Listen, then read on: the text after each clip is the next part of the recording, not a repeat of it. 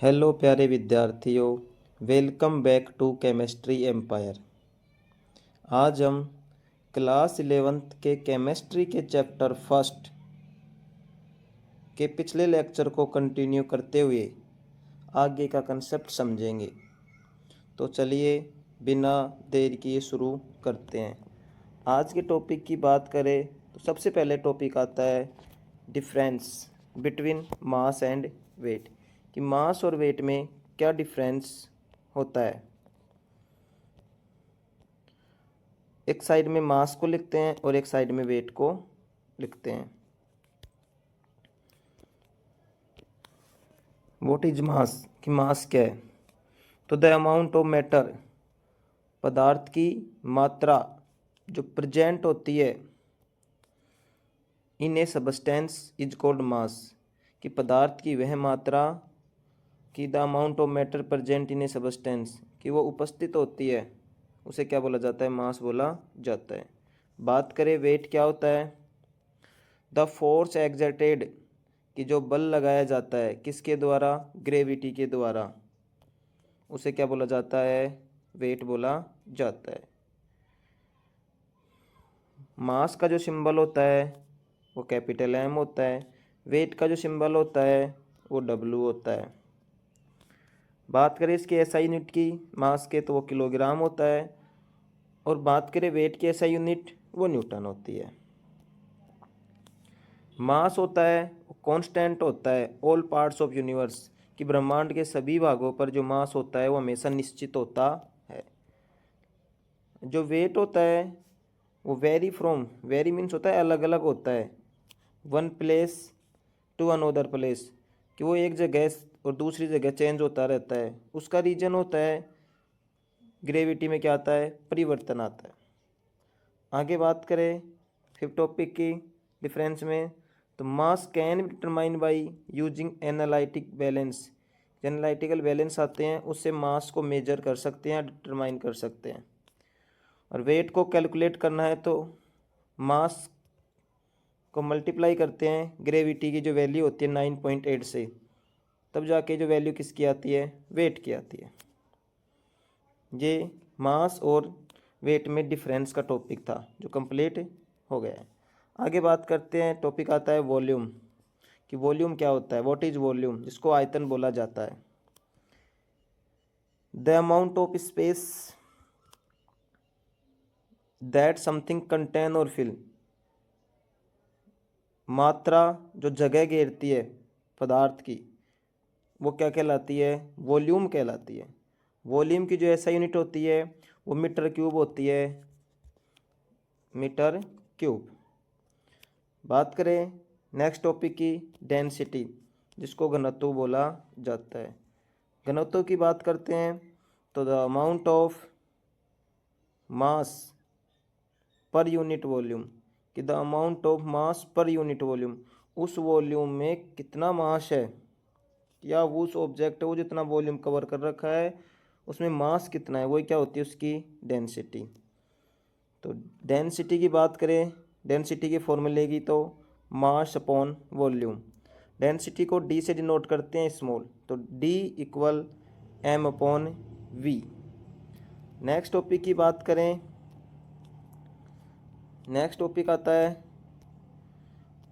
जो ऐसा यूनिट होती है डेंसिटी की, तो ऊपर क्या है, डेंसिटी इक्वल क्या है, मास अपॉन वॉल्यूम। तो मास की यूनिट क्या हो गई, किलोग्राम, और वॉल्यूम की क्या हो गई, मीटर क्यूब। तो ऐसा ही यूनिट है डेंसिटी की, क्या हो गई, किलोग्राम मीटर क्यूब, किलोग्राम पर मीटर क्यूब। आगे बात करते हैं, फिर एक हेडिंग आती है, छोटा सा टॉपिक आता है टेम्परेचर, कि व्हाट इज टेम्परेचर, कि टेम्परेचर क्या होता है। तो टेम्परेचर क्या है, कि the degree of hotness and coldness of object, कोई भी वस्तु है वो गर्म है या वो ठंडी है, उसका पता लगाने के लिए जिस चीज़ों का डिवाइस का यूज करते हैं वो तो उसके क्या होते हैं, स्केल होते हैं। और अपन जो पता लगाते हैं कि वो गर्म है ठंडी है तो वो क्या होता है, उसका टेम्परेचर होता है। There are 3 common scale of measuring temperature, temperature को मेजर करने के लिए 3 स्केल काम लेते हैं अपन। फर्स्ट आता है डिग्री सेल्सियस, सेकंड आता है केल्विन और थर्ड आता है डिग्री फ़ारेनहाइट। आगे बात करते हैं कि ये तीनों यूनिट अपन यूज लेते हैं, तो टेम्परेचर की एसआई यूनिट क्या होती है? तो the SI unit of temperature is kelvin, कि टेम्परेचर की जो एसआई यूनिट होती है वो केल्विन होती है। नेक्स्ट आगे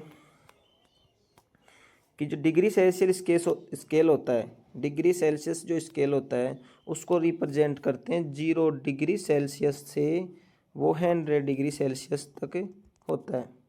वेयर एज फ़ारेनहाइट जो स्केल होता है उसको रिप्रेजेंट करते हैं 32 डिग्री फ़ारेनहाइट से 212 डिग्री फ़ारेनहाइट में।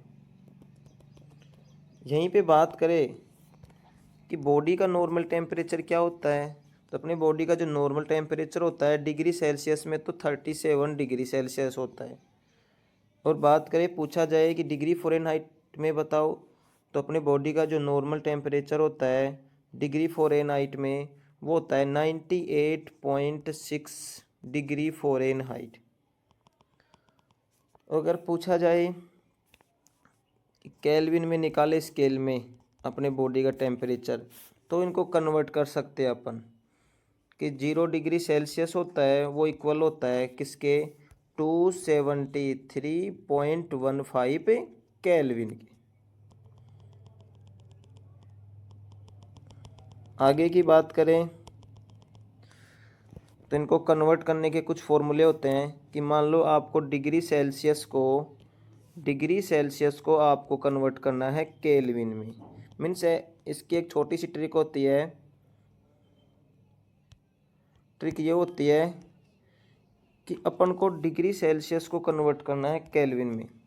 तो जो डिग्री सेल्सियस होता है तो उसको केल्विन में कन्वर्ट करने के लिए अपन को सी से किसके पास जाना पड़ता है, के पास जाना पड़ता है। वैसे अपन अल्फ़ाबेट में सी से कहाँ जा रहे हैं, के पास जा रहे हैं।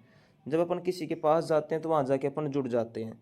मीन्स 0 डिग्री सेल्सियस में अपन 273 क्या मानेंगे, इक्वल मानेंगे।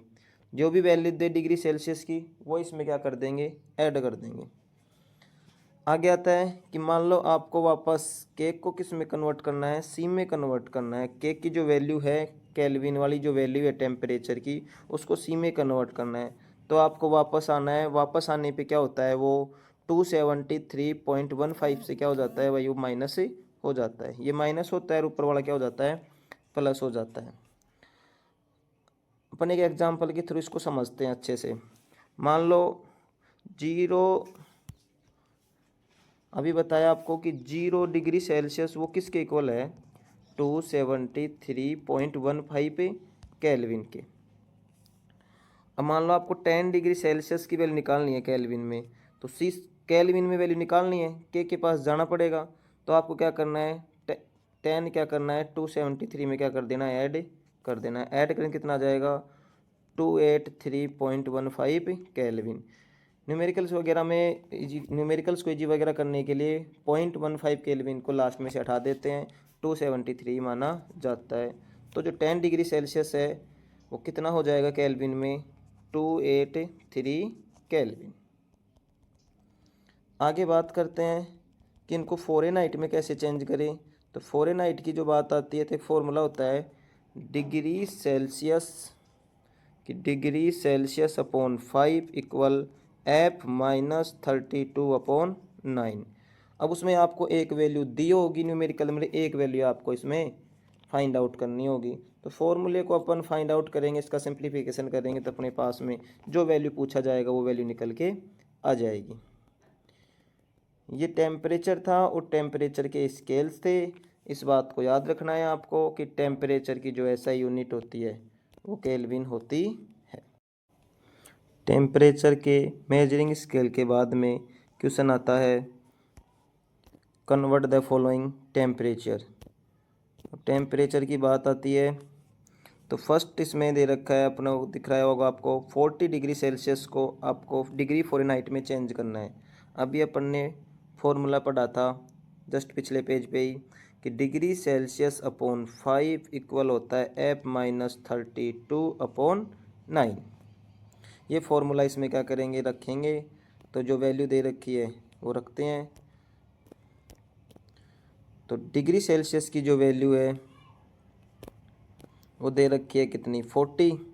तो इस 40 को रखते हैं, यहाँ पे 40 आ जाएगा, अपॉन नीचे क्या आ गया 5 इक्वल क्या हो गया F-32/9। दोनों वैल्यू इक्वल हैं, बराबर में दे रखी है, तो अपन क्या करते हैं, एक दूसरे को मल्टीप्लाई कर देंगे। एक दूसरे को मल्टीप्लाई करेंगे कि जो 360 है वो किसके इक्वल होगा। 360 कैसे आया ये, कि 40 को 9 से मल्टीप्लाई किए तो कितना आ गया 360 इक्वल 5 को F-32 से मल्टीप्लाई करेंगे तो 5F-160। अब आगे आता है 5F को अपनी जगह पे रखेंगे और 160 को इधर, दोनों वैल्यू एक जैसी हैं तो इनको इधर ले आएंगे तो ये किस में हो जाएगा, प्लस में। 5F इक्वल क्या हो जाएगा 520। F को अपनी जगह रखेंगे, 5F में 5 मल्टीप्लाई में है तो वो इधर इसको लेके आएंगे इक्वल के, तो डिवाइड में आ जाएगा। और इसको जब सोल्व करेंगे तो कितना आ जाएगा ये 104 डिग्री फ़ारेनहाइट। वैसे ही जस्ट इस अगले वाले एग्जाम्पल की बात करते हैं। 4 डिग्री सेल्सियस को डिग्री फ़ारेनहाइट में चेंज करना है। उसी फॉर्मूले को वापस पुट करते हैं इसमें, degree Celsius upon 5 equal F-32/9। Value रख देंगे, डिग्री सेल्सियस की वैल्यू 4 दे रखी है तो 4 रख दिया है, उसके नीचे 5 ऐसे कैसे, इक्वल क्या हो गया F-32/9।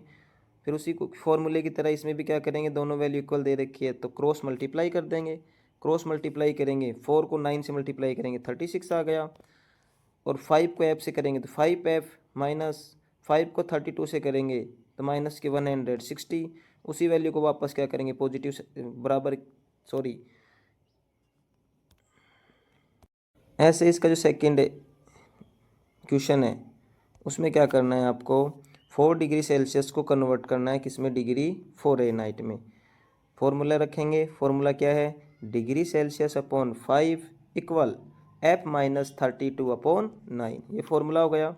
डिग्री सेल्सियस की वैल्यू क्वेश्चन में दे रखी है, 4 दे रखी है तो 4 को डिग्री सेल्सियस की जगह रख देंगे, अपॉन में क्या आ गया 5 इक्वल क्या है F-32/9। अब क्या करेंगे, दोनों वैल्यू इक्वल है तो इनको क्रॉस मल्टीप्लाई कर देंगे। क्रॉस मल्टीप्लाई करते हैं तो 4 को 9 से मल्टीप्लाई करेंगे तो 4 9 जा 36 इक्वल 5 को F-32 से मल्टीप्लाई करना है तो 5 इंटू F तो 5F हो गया, और 5 को माइनस के 32 से मल्टीप्लाई करेंगे तो माइनस के 160 आ जाएगा। अब जो एक जैसी वैल्यू है उनको एक साइड कर लेंगे, तो जो माइनस के 160 है उसको इधर बराबर के इधर लेके आ जाएंगे तो क्या आ जाएगा 5F इक्वल क्या हो जाएगा 36 प्लस 160। 5F इक्वल क्या हो गया 196, दोनों को ऐड करने में। अब F की वैल्यू आपको फाइंड आउट करनी है, 5 इसको मल्टीप्लाई में है, इसको कहाँ इधर आ जाएगा ये डिवाइड में। इसको सोल्व करेंगे तो डिग्री फ़ारेनहाइट की वैल्यू कितनी आ जाएगी 39.2 डिग्री फ़ारेनहाइट। ऐसे ही आगे बात करते हैं कि अपनी बॉडी का जो नॉर्मल टेम्परेचर होता है वो 37 डिग्री सेल्सियस होता है, 37 डिग्री सेल्सियस। इस 37 डिग्री सेल्सियस को अपन को कन्वर्ट करना है डिग्री फ़ारेनहाइट में। अब डिग्री फ़ारेनहाइट में कन्वर्ट करने के लिए क्या करते हैं, उसी फॉर्मूले को वापस रखते हैं। फॉर्मूला क्या है, degree Celsius upon 5 equal F-32/9। Degree Celsius की वैल्यू इसमें दे रखी है, कितनी दे रखी है इसमें 37, तो 37 को डिग्री सेल्सियस की जगह क्या कर देंगे, रख देंगे, अपॉन वही 5 इक्वल क्या हो गया F-32/9। दोनों वैल्यू क्या है, इक्वल है। इक्वल है तो इनको तो क्या कर देंगे, क्रॉस मल्टीप्लाई कर देंगे। क्रॉस मल्टीप्लाई करेंगे तो ये वैल्यू निकल के आ जाएगी, वही 160 को इधर लेके आ जाएंगे इक्वल के, ये प्लस में हो जाएगा।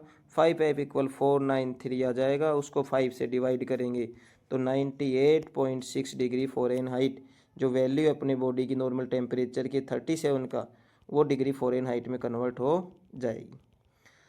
आगे टॉपिक की बात करते हैं तो आगे टॉपिक आता है साइंटिफिक नोटेशन क्या होते हैं। तो साइंटिफिक जो नोटेशन है जिसमें कोई भी नंबर होता है उसको रिप्रेजेंट करते हैं, इस फॉर्म में रिप्रेजेंट करते हैं n × 10 की पावर स्मॉल n में, उसे क्या बोला जाता है, साइंटिफिक नोटेशन बोला जाता है। आगे बात करते हैं कि यहाँ पे ये जो n है, n क्या है भाई, यहाँ पे एक्सपोनेंट है। और बात करें n क्या है, कोई भी डिजिट है। कैपिटल N तो कोई डिजिट हो गया, और जो स्मॉल n है वो क्या है भाई, एक्सपोनेंट है। आगे बात करें इसके कुछ एग्जाम्पल की, ये पढ़ाइए कि वेयर इज, यहाँ पे जो है n है वो क्या है, एक्सपोनेंट है, जो पॉजिटिव और नेगेटिव हो सकता है। और जो कैपिटल N है वो एक नंबर है, डिजिट में नंबर होगा।